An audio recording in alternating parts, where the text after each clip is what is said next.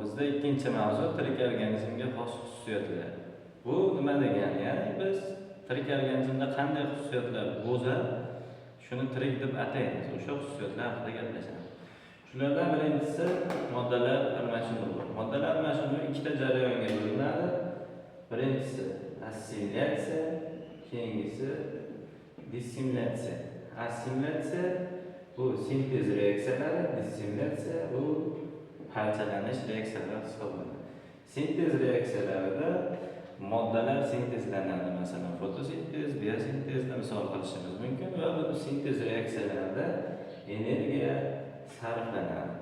Keyingisi dissimilyatsiya, bu parchalanish reaksiyalari. Bunda oqsil yo uglevod nuklein kislotalar o'zini monomerigacha parchalanadi, ya'ni oqsillar amino kislotalarga, uglevodlar glyukozagacha parchalanadi, nuklein kislotalar nukleotidlarga, lipidlar yog' va yog' kislotalarga, glitseringa parchalanadi va bunda energiya hosil bo'ladi. Shu birinchi tirik organizmga xos xususiyatlar hisoblanadi. Keyingisi oziqlanish. Oziqlanish ikkita jarayonga bo'linadi: avtotrof va heterotrof turlarga bo'linadi. Avtotroflarga o'simlik va bakteriyalar kiradi. O'simliklar fototrof organizmlar, bakteriyalar hemotrof organizmlar hisoblanadi. Fototrof bu fotosintezda amalga oshiruvchi, hemotrof bu hemosintez reaksiyalarini amalga oshiruvchi organizmlar hisoblanadi. Heterotroflar bo'lsa, bu tayyor organik modda bilan oziqlanuvchi organizmlar hisoblanadi. Buni turlari haqida keyingi darslarda gaplashamiz. Masalan, turlariga yolazo'y, saprofil va parazit degan turlari bor. Bular haqida alohida to'xtalamiz. Xo'p, keyingisi nafas olish. Tirik organizmga xos xususiyatlardan bittasi. Nafas olish jarayoni ham ikki xil turlari bor. Aerob nafas olish va anaerob nafas olish turiga bo'linadi. Aerob nafas olish bu kislorod ishtirokida nafas olish. Anaerob nafas olish bo'lsa, bu kislorodsiz sharoitda nafas olish hisoblanadi. Xo'p, keyingisi ayrish. Ayrish bu organizmda keraksiz mahsulotlarni, ortiqcha mahsulotlarni organizmdan tashqi muhitga chiqarib olish, bu ayrish jarayoni hisoblanadi. Xo'p, keyingisi ta'sirlanish. Tirik organizmga biror bir tashqi ta'sir ko'rsatilganda o'zini olib qochish, bir shaklini o'zgartirish yoki unga javob reaksiyasini berish, bu ta'sirlanish hisoblanadi.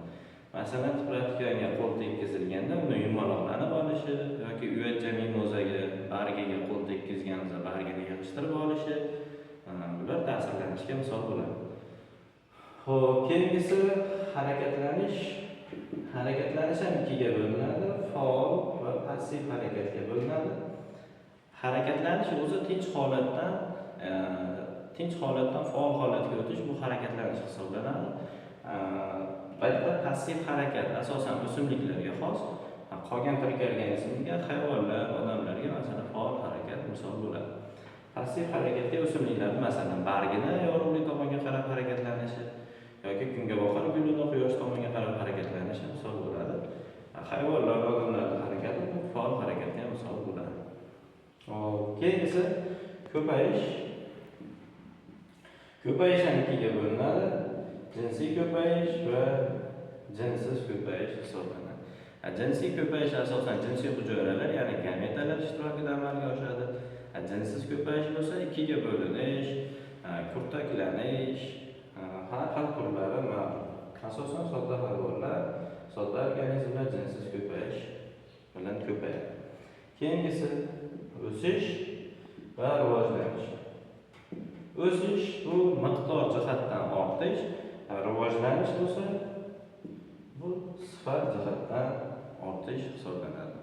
Masalan, insonni bo'yini 150 cm bo'lsa, 160 bo'lib qolishi bu o'sish, yoki kilogrammi 50 kg, 51 kg o'tishda bu o'sish hisoblanadi, ya'ni miqdor jihatdan ortish.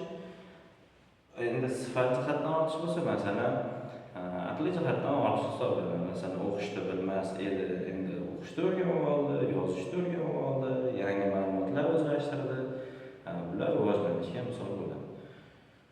Shu ikkinchi mavzumiz tirik organizmga xos xususiyatlar shunday iborat.